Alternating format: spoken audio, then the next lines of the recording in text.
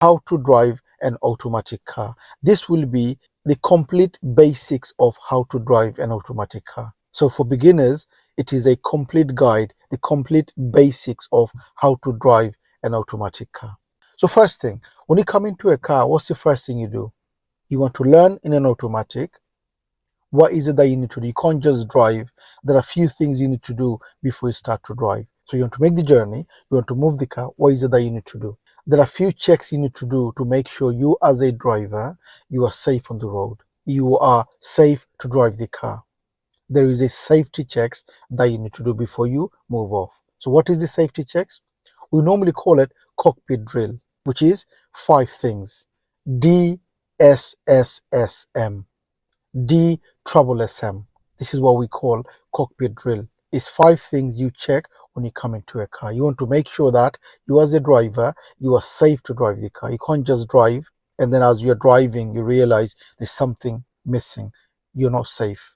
So these 5 things makes you safe, makes you ready to drive the car. It's what we call setup of as a driver for you to drive the car.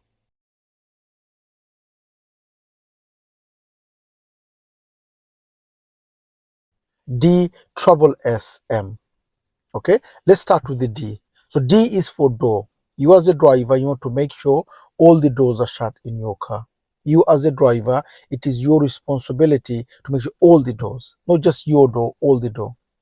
So just say this door you didn't check. You came in, it was already open because your family member, your friend who left it open. You didn't know. You came in, you're driving, you're going left and right. What's going to happen? The door's going to fly open, right? Whose fault is that? It could be your family member who left it open, but you can't blame them because it's not them who's driving the car. Who's driving the car? You are driving the car. So your responsibility to check if that door was closed. So you as a driver, first thing you check if all the doors are shut. If I were you, I would start from the front, check the bonnet, check this door, check the back door, check the boot, check the back door, check this door, come in. Now you know all the doors are shut. So when I say door, I mean including the bonnet and the boot. All these are part of door. You don't want anything to fly open when you're driving. Okay? So you as a driver, make sure all the doors are shut in your car when you come in. Number 1. Number 2, seat. So you come in and you take your seat. Is your seat okay? You want to make sure 2 things when you're driving. 1, are you comfortable? And number 2, so you have 2 pedals on the floor. You have the gas and you're on the brake.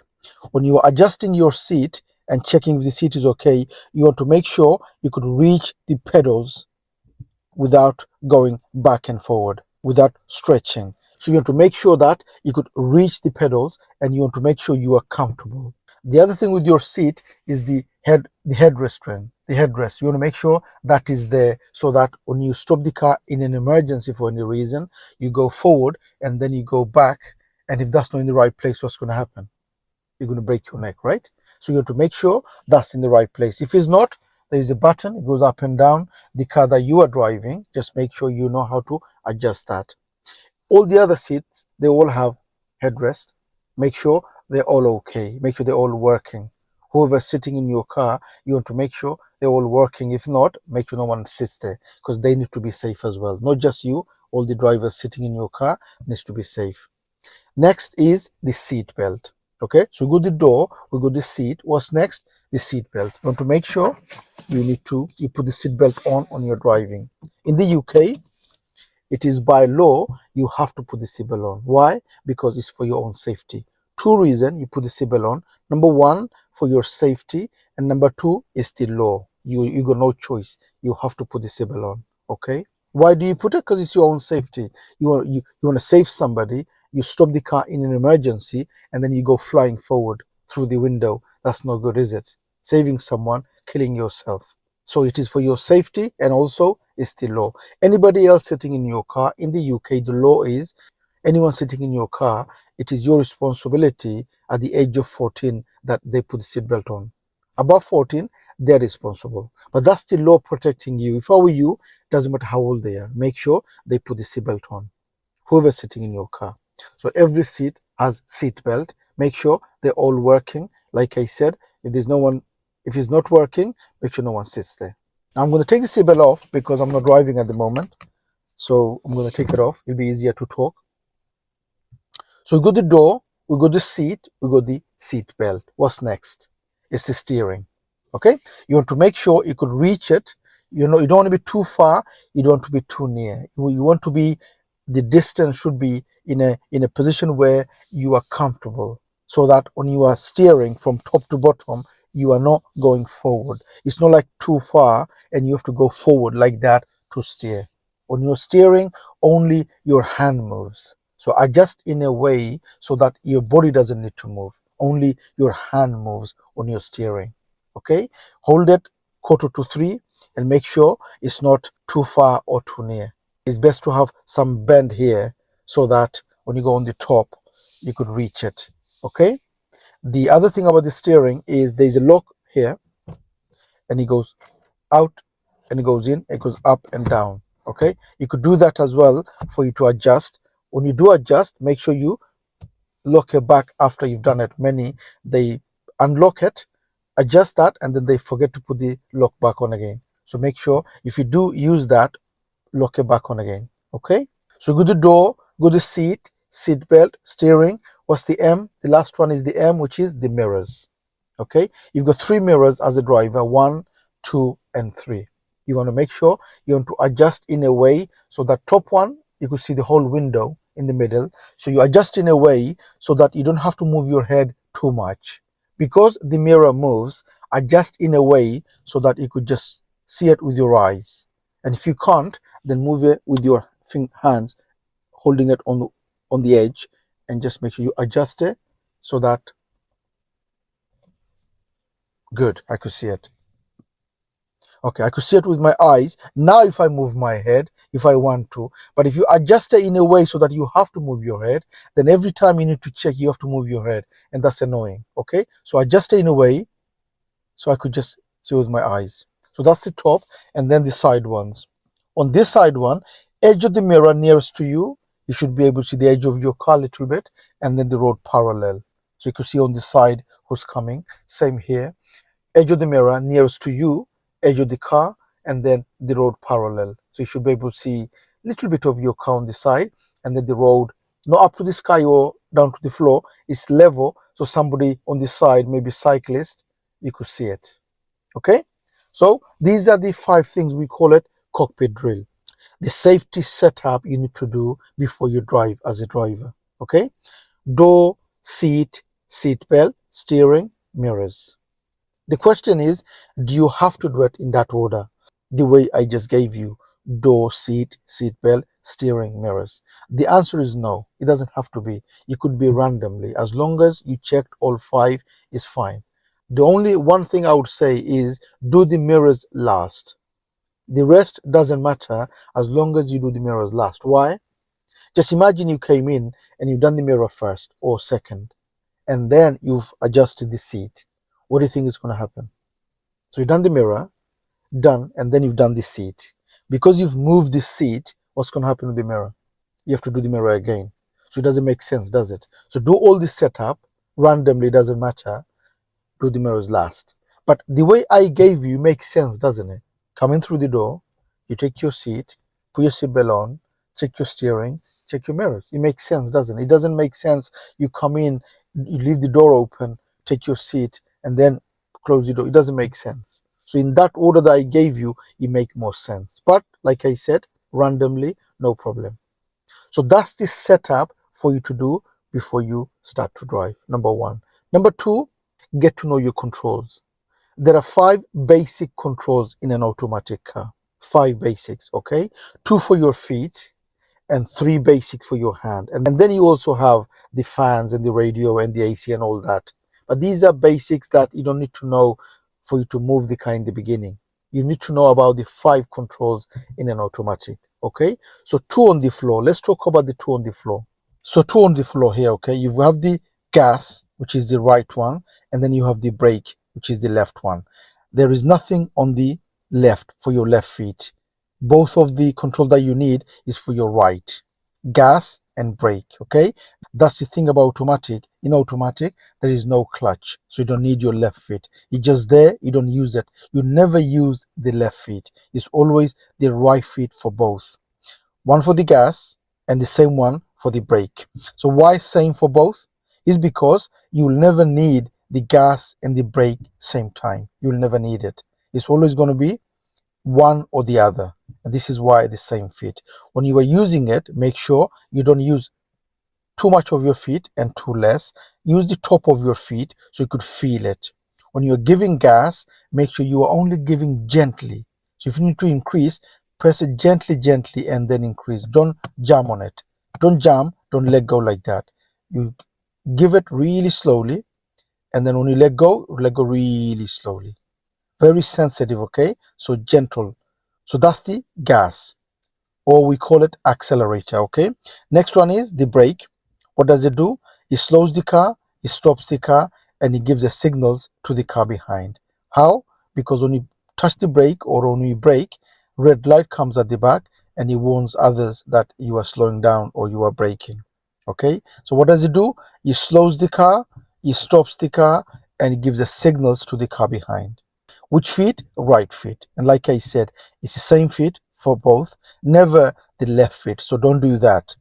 One for gas, one for brake. Never do that, okay? Left foot, like I said, you just leave it there. It's just there. You don't need it. It's gas and then brake. Gas and then brake. So you need to give gas, you give gas. If you need to brake, you off gas, cover it, and you brake.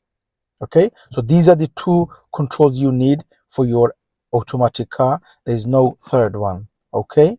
So you've got the foot control. I say foot because, like I said, you only need one foot. You don't need the left at all. Then you have three for your hands. So you got the two for your foot, then you have three for your hands. You have the steering, then you have the handbrake, and you have the gear lever. Even though you don't need to change gear, you still have the lever to direct, to take you where you want to go. So let's talk about the steering. Steering, where do you hold? It is advised in the UK to hold quarter to three. This is the new position now. It used to be 10 to 2 or quarter to 3, but now they say, according to research, it is best to hold quarter to 3. Don't cross hands. Don't cross hands. Always keep both hands on the wheel, quarter to 3. Crossing hand is not good because when you are crossing hand, the airbag is normally in the middle here. And if something happens, your hand is there, what's going to happen? It's going to be trouble for you, right? The airbag is going to be, instead of saving you, helping you, it's going to give you problem. So make sure no crossing hands. You do pull and push technique. Okay? Make sure you learn how to do pull and push technique. Quarter to 3, you hold and do pull and push technique and try not to cross hands. Okay? You're going to fail the test for that? No, you won't fail the test for that because it is not something which is you're losing control of your car. You are still under control, but like I said, one of the danger of crossing hand is the airbag in the middle. It's not going to work properly. So that's the steering. And then you have the other two for your hands. So let's talk about the hands control. You have the handbrake. Okay, in this car you have a button up for on. In your car you might have a lever where it goes up and down. You have a stick, press the button, it goes up for on, down for off, depending on the car that you are driving. In this car, like I said, I have this up for on.